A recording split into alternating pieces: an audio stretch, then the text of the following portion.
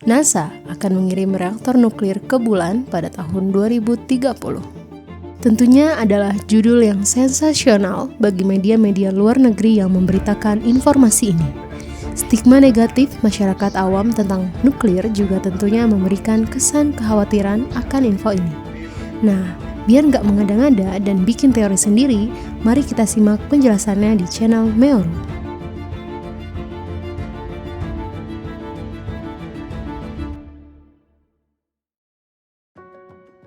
Untuk menjelaskan hal yang agak kompleks ini, kita harus zoom out dulu biar kita melihatnya secara keseluruhan. Hal paling penting yang harus kalian tahu adalah NASA akan kembali mengirimkan manusia ke bulan. Our return to the moon will be different than the last time. We plan to explore more of the lunar surface and... Apa tujuannya? Katanya sih untuk mempelajari bagaimana hidup di dunia lain untuk persiapan misi manusia ke Mars. Walaupun sepertinya ada motivasi politik dan keamanan nasional juga nih. Bagaimana menurut kalian? Terlepas dari isu politik, tentunya perlu ada rencana yang masif dan matang agar manusia bisa tinggal dan hidup di bulan. Maka terbentuklah misi ekspedisi Artemis dari NASA yang tujuannya khusus untuk menyukseskan misi pengiriman manusia ke bulan. Dan agar misinya lancar, misi Artemis ini dibagi dalam 4 fase. Fase pertama adalah tes tanpa awak, sistem peluncuran atau Space Launch System, dan spacecraft-nya Orion untuk terbang mengitari bulan dan balik lagi ke bumi. Fase ini sudah sukses dilakukan dan selesai pada 11 Desember 2022.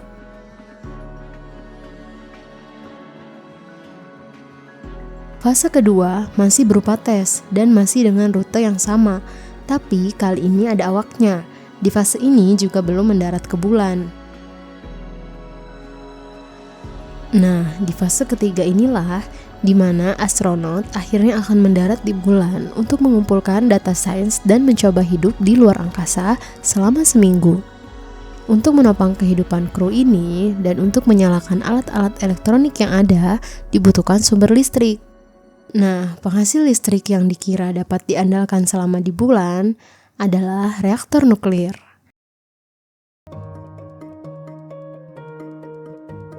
Tapi mungkin kamu bingung, kenapa reaktor nuklir? Bukannya banyak alternatif lain sebagai pembangkit listrik? Jika kita melihat teknologi yang ada, mungkin terpikir tenaga angin dan tenaga surya. Yang pertama, sayangnya tidak ada angin di bulan. Yang kedua, tenaga surya agak sulit diandalkan karena di bulan siang malamnya adalah 2 minggu terkena sinar matahari dan 2 minggu lagi gelap. Sementara, sumber dari reaktor nuklir adalah uranium yang bisa dibawa dari bumi. Satu lagi keunggulan dari reaktor nuklir adalah di bulan ditemukan beberapa kawah yang berada dalam bayangan secara permanen. Artinya, ada kemungkinan di kawah-kawah ini terdapat es yang mengandung air karena tidak menguap terkena sinar matahari. Dan ini penting untuk reaktor nuklir, karena pada dasarnya reaktor nuklir berfungsi dengan memanaskan air untuk menghasilkan uap yang akan menggerakkan turbin untuk menghasilkan listrik.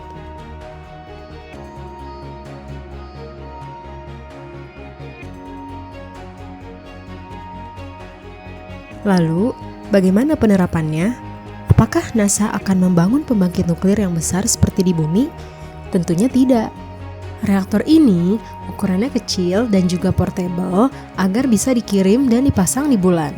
Dan juga hanya menghasilkan 100 kW saja, cukup untuk menyalakan dan charge peralatan yang ada untuk kru yang sedikit.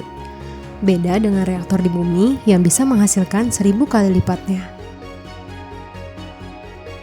Lalu, apakah berbahaya mengirim reaktor nuklir ke bulan?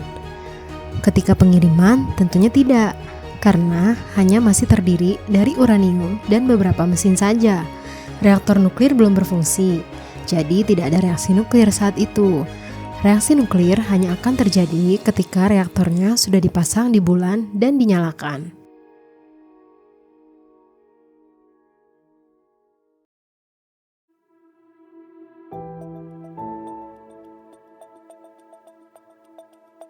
Terkait pembangkit listrik nuklir secara keseluruhan, memang ada stigma negatif di masyarakat. Tapi tahukah kalian bahwa di Prancis 70% listriknya berasal dari tenaga nuklir? Nah, tentunya itu bisa jadi bahan pertimbangan ya untuk pendapat kalian tentang pembangkit tenaga nuklir. Jadi, sampai sini sudah cukup jelas ya bahwa reaktor nuklir yang dimaksud hanyalah bagian kecil saja dari rencana besar NASA untuk mengekspor bulan dalam jangka panjang. Dan untuk melengkapi penjelasan Artemis, di fase keempat, astronot akan tinggal di stasiun luar angkasa bulan pertama yang bernama Gateway untuk melakukan penelitian dan persiapan untuk misi manusia ke Mars. Nah, kalau kalian tertarik dengan kabar tentang lingkungan, teknologi, dan inovasi, pastikan untuk subscribe channel Meoru ya, agar tidak ketinggalan kabar menarik lainnya. Baik, cukup di sini saja informasi kali ini. Sampai jumpa di lain waktu.